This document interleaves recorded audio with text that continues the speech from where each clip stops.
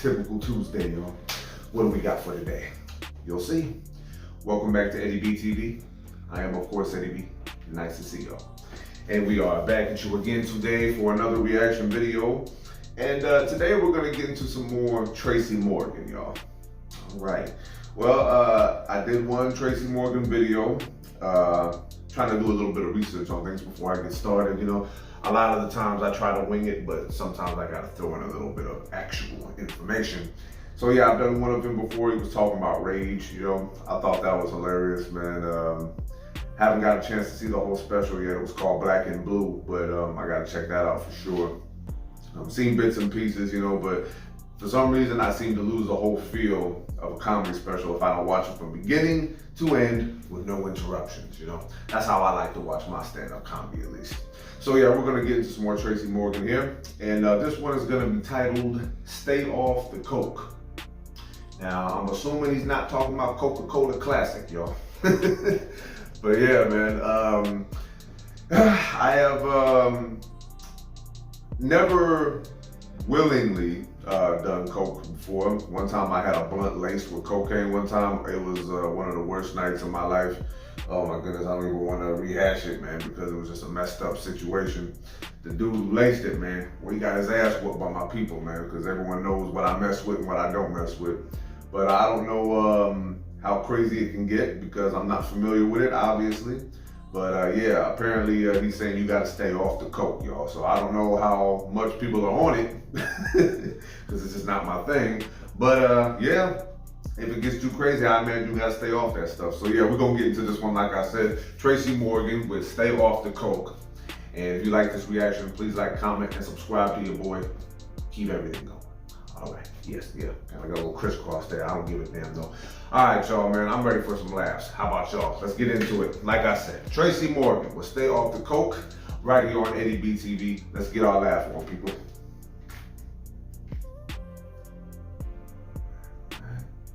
Let's get situated here, and here we go.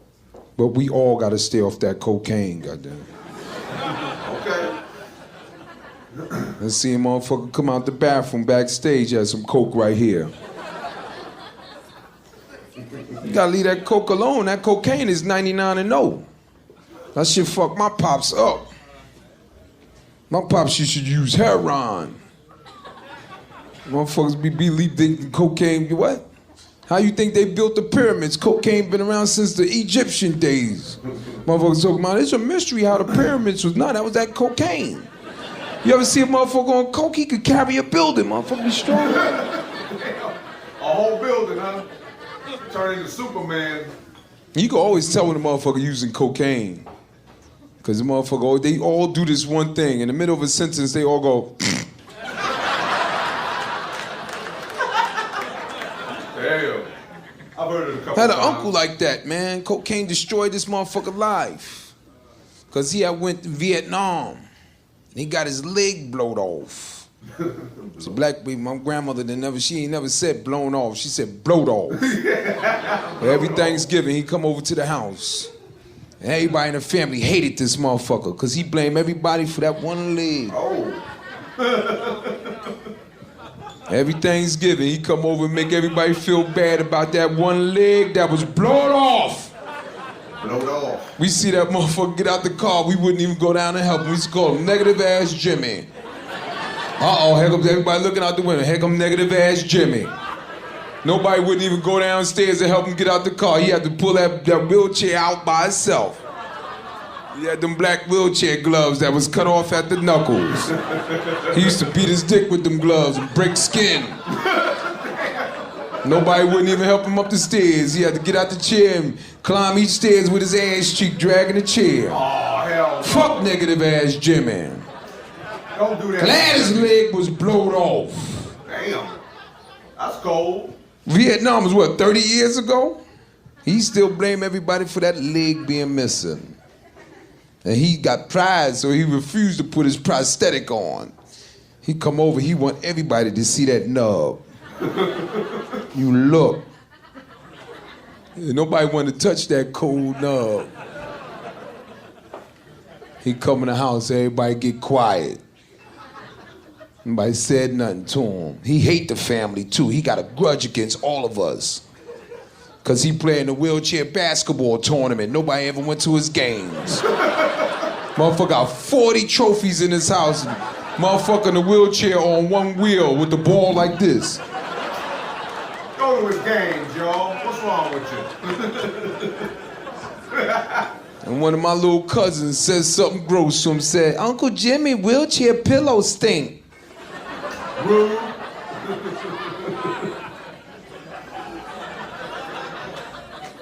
His wheelchair pillows stink. He always got something negative to say about one of my female cousins, cause she got a lot of kids and she young. But bitch kept her legs closed. She wouldn't have all them goddamn babies. She jump up. Fuck him, daddy! Fuck him! I'm glad your fucking leg was blowed off. Anybody ask you coming to Thanksgiving? Every fucking year you come here and say something negative. Negative ass motherfucker. My grandmother come out her room with her wig all crooked. Grandma? That's her child. And she still referred to him as a child. He 48. She said, God damn it, what's going on in this damn house? Oh, y'all saying something about Jimmy. But his leg was blown off. For you. She sound like Morgan Freeman in Glory. For you, fool. I know, because I digs the grave. Morgan Freeman. His leg was blown off. And she had big titties like they was 44 double Ds. Black dress socks on. This child's leg was blown off. Who gonna cry for him? I know, right? Who's gonna cry for him? Mama will cry for you, boy. His leg was blown off. No, we carried it out. Blown off. Cause she's a mixture of like Mahalia Jackson and Raisin in the Sun. So when she say the word Vietnam, she say it with pride. His leg was blown off in Vietnam. Oh, Vietnam. I like that. She never just say Vietnam, she said Vietnam. Then one of her titties pop out. No. With the dark brown nipple. Wow. Everybody start crying because grandma cried. They go give Jimmy a kiss. Then the party start. Motherfuckers start drinking Smirnoff. I just smearing off. Everybody start around 12 o'clock, everybody start doing the electric slide. You always got that nasty aunt that get hot and drunk, take her shirt off, and she got the nasty C-section scar right here. Damn.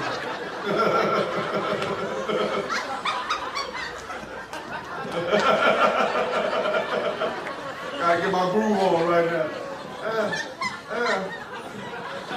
Always hanging mouth too.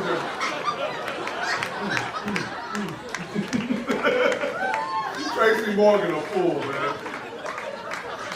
You feel that? It smell like fish right here in this area. Oh, get off the Her crazy husband Sam dancing in that one area. Nobody go to their house because they think he crazy. You go to their house and knock on the door. That motherfucker on the other side, he knocked back. What are you doing that for? Got that one uncle that's a junkie. Oh, man. This motherfucker every year, every Thanksgiving, he always nodding out. He shoot that dope, go in the bathroom for like an hour, tie that rubber band up, get his shit together, burning the spoon in the bathroom on top of the toilet. But you never know it. But the motherfuckers that do heroin, they nod out anywhere. I've heard, I've seen The a couple motherfuckers be looking bit. normal as a motherfucker partying. Then like that, motherfucker be nodding.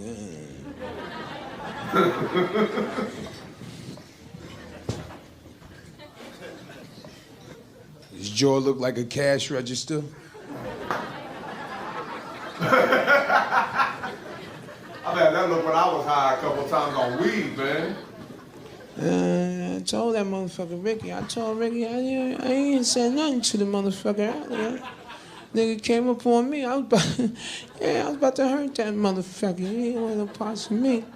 Nigga don't want no parts of me. You know what I mean? You know what I mean? I'm cooler than a fan, baby. Me and my brother used to laugh, man. My father nod out, we take bets. This motherfucker gonna hit the ground this time. No, he ain't. That motherfucker got balance. Them motherfuckers go down to the ground when the shit is good.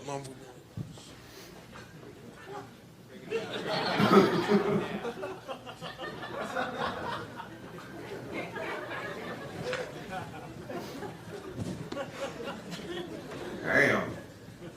That look on his face, man, that's trippy. That's really how they be looking, too.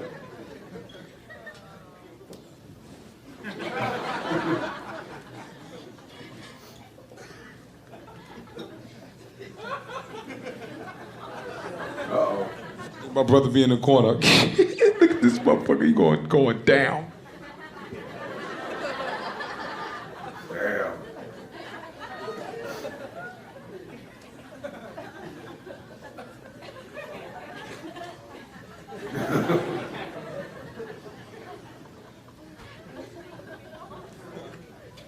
Awkward.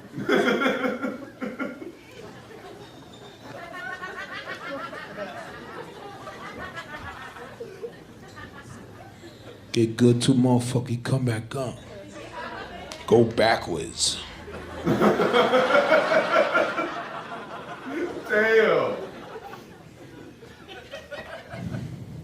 Everybody up in there probably. But it be them crackhead motherfuckers. Uncomfortable. Those are low-life motherfuckers right there. Because if a guy that shoots junk in his arm, if he steals your stuff, you're never going to see your property or them ever again. And I know I'm hitting a nerve right here, but we can laugh about it. Because everybody got that crackhead in their family, and when they come over, all the females be like, where my purse? Get my pocketbook. He ain't going to get me again. He ain't going to get me again. He got me for $400 last year. When a crackhead steal your shit, they like to fuck with your intelligence. A crackhead steal your shit and didn't help you look for it, didn't he? Dedication. It's bad in New York. In Harlem, motherfuckers be cracked out. I seen a motherfucker the other morning, 4 o'clock in the morning, trying to sell a fire escape. What? How you gonna The sell whole a alley and all that shit in a push cart. Hell no. How you steal a fire escape, motherfucker? That's what I'm talking about.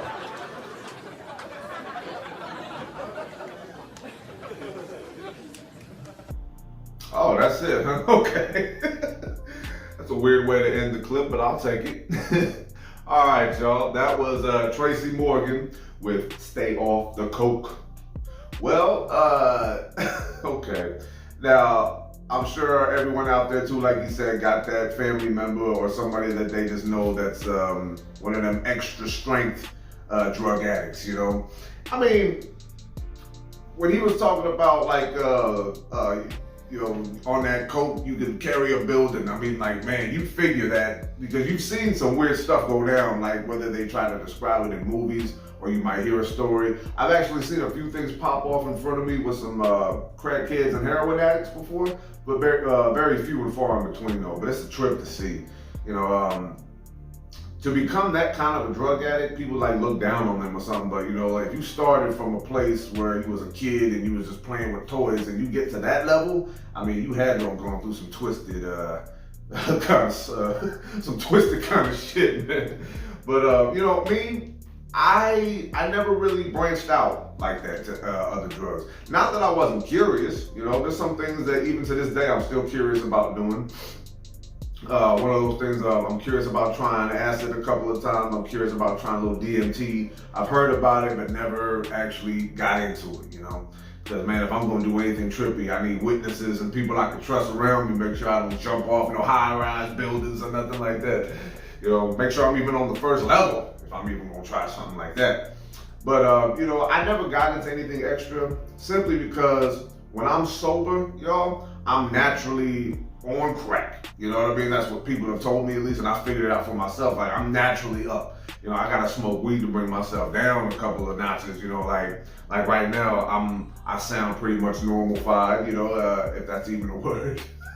But that's because, man, I took me about 3-4 big ass hits of weed before I started this whole thing.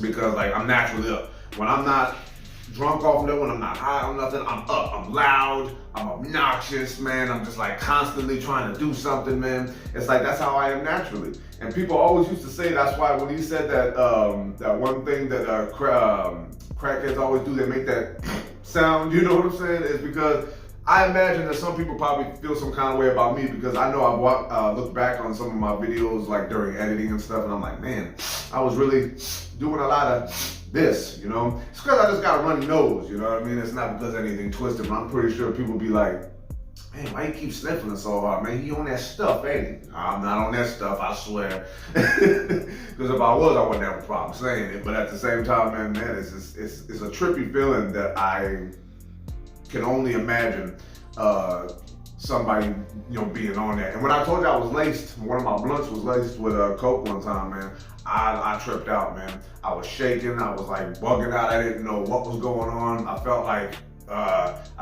you know, there was something airborne, like I had caught something, man, and everyone had to watch me, everyone was trying to hold me down and all that stuff, and I was like, give me some room, give me some room. It's not like Busta Rhymes, like, give me some more, give me some more. But they didn't give me no more, thank goodness for that. But yeah, man, my Uncle James, may he rest in peace, man, I love you, bro. He was a big drug user, you know, off and on for different times of his life. I never judged him because it's just not my place, you know what I mean? Like when I was younger, I used to be very judgmental. I used to think that who I was better than everybody else because of what I didn't do, but didn't really think about what I did do that other people didn't do that they probably thought I was a piece of shit for. But, you know, when I grew up, and I figured a lot of things out, I hung out with a lot of different people, and then you realize that even though drug users can be dangerous, man, they can be detrimental to your health, man, and they can split families up, man, they can rob you, they can do all kinds of stuff. They got a problem, you know what I mean? And it sounds corny to say like it's some after school special stuff, but yeah, if you're a drug addict, man, you got addicted to a very harsh drug, man. And it's not anything to play with, you know. There's a lot of people that can do harsh drugs, man, like no problem because they got high tolerances or something like that. But those people, man, very few and far in between on those too. So, you know, when I think about all the things that I haven't done, I look back on it and I don't feel any pressure to do anything, but I'm just like, well, it just wasn't for me, you know.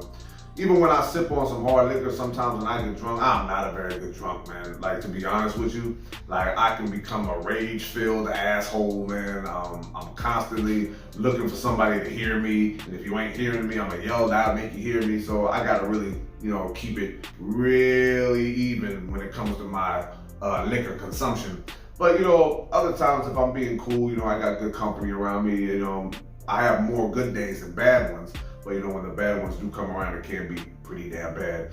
But as far as heroin goes, man, like I've known a few people in my life that I was very close with at one point who were heavy heroin users, and a couple of them ain't with me no more. But you know, a few of them, you know, cleaned up and now they're trying to live productive lives and all that stuff, whatever that means. But still, like, stay off of it if it's ruining you.